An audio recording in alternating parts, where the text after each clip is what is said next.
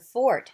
We are about to pick up with our book Dragon Masters Roar of the Thunder Dragon, and we're starting back with chapter 7 Frozen. Eco glared down at Griffith. You will never capture us. Poof! Diego and Carlos appeared just in time. Diego, hurry! Add your magic to mine, Griffith called out. Diego looked up at the battle in the sky.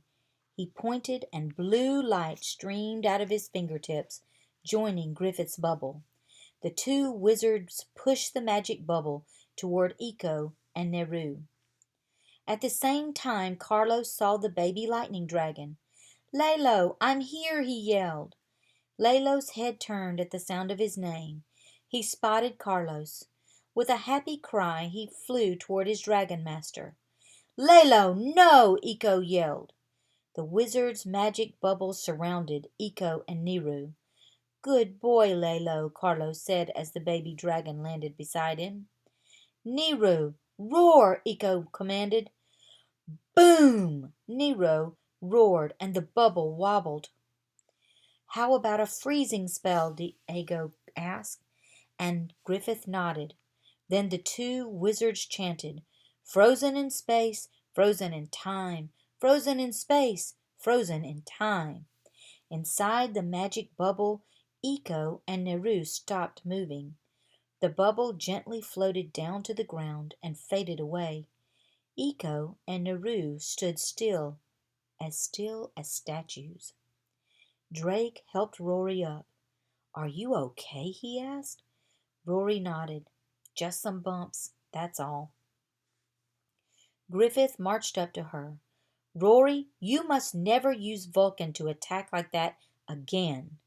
I wasn't attacking. I was defending, Rory argued. I stopped Eco from taking all of our dragons. What you did was very dangerous, Rory, Griffith scolded. You must learn to think before you act. Somebody had to do something, Rory shot back. You used your dragon's powers without my permission, Griffith said, and you cannot do that, Rory. You are still a young dragon master. You have much to learn. Drake and Bo looked at each other. They were both thinking the same thing. Rory is always arguing with Griffith. King Roland came out of the castle. He marched over to Griffith. What just happened here, wizard? The king demanded. Chapter 8. What now? Griffith bowed to the king. I am sorry, said the wizard. We have captured the attacker. He pointed to Eco. King Roland blinked. Is this the dragon master who ran away with my thunder dragon years ago? He asked. Yes, it is, Griffith answered. The king's face darkened. I must decide what punishment fits her best, he said. If you will allow me, your highness, said Griffith, I will bring Eco and her dragon to the dragon caves for now. The frozen spell will wear off soon, but I will make sure that she does not escape. Very well, said the king. He stomped back inside the castle. Griffith turned to Drake. Please, go with Worm and transport Eco and Neru to the dragon caves, he said. We will meet you there. Are you sure they won't unfreeze? Drake asked nervously. You will be safe, Griffith promised.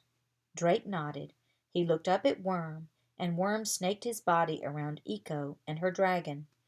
Drake touched Worm. Green light flashed as they transported with the still frozen Eco and Neru. Even frozen, Eco's eyes glared with anger. Drake looked up into them and shivered. He breathed a sigh of relief when the others arrived a few minutes later. Everyone put your dragons inside their caves, Griffith ordered. Carlos, I have a cave ready for Lalo. I will put Nero in the cave beside him. Before, Dragon began, you said that Nero and Lalo have a special connection. Griffith nodded. Combined, their powers are very strong, he said. I am sure that is why Eco stole Lalo. Then the wizard pointed at Nero and surrounded him with a bubble of blue light. The bubble floated above the ground and into the cave. Nero will not harm us if Eco cannot control him, Griffith said. Now where should we put Eco? Diego asked. I have a special cell in mind, Griffith replied. Please remove her dragonstone and follow me. Right, Diego answered. Diego removed Eco's dragonstone and handed it to Griffith. Then Diego captured Eco in a magic bubble. Griffith went over to the wall. He placed his hand on a slab of stone and pushed on it. A door opened, revealing a tunnel. A secret tunnel, Bo whispered to Drake. Everyone go to the classroom, please, Griffith instructed. We will meet you there shortly. Griffith nodded to Diego, who still held Eco in a magic bubble. The two wizards headed into the tunnel. The dragon masters started to walk to the classroom, and Petra looked back. Why does Eco want to steal all of our dragons? She asked. I do not know, Drake answered.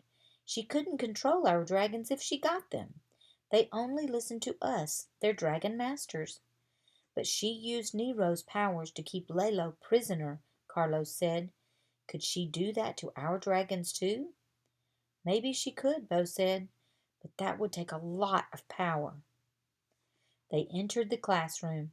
What do we do now? Petra asked. We wait, I guess, Drake replied. Bo, Anna, Carlos, and Petra sat down and kept talking. Rory paused by the door. Drake kept his eye on her, and he watched as she left the room. What's she up to now? Drake wondered. I hope she's not getting into more trouble. Drake glanced at the other dragon masters. They were still talking about Eco. He quietly slipped out of the room. Chapter 9. We'll pick up tomorrow with Chapter 9.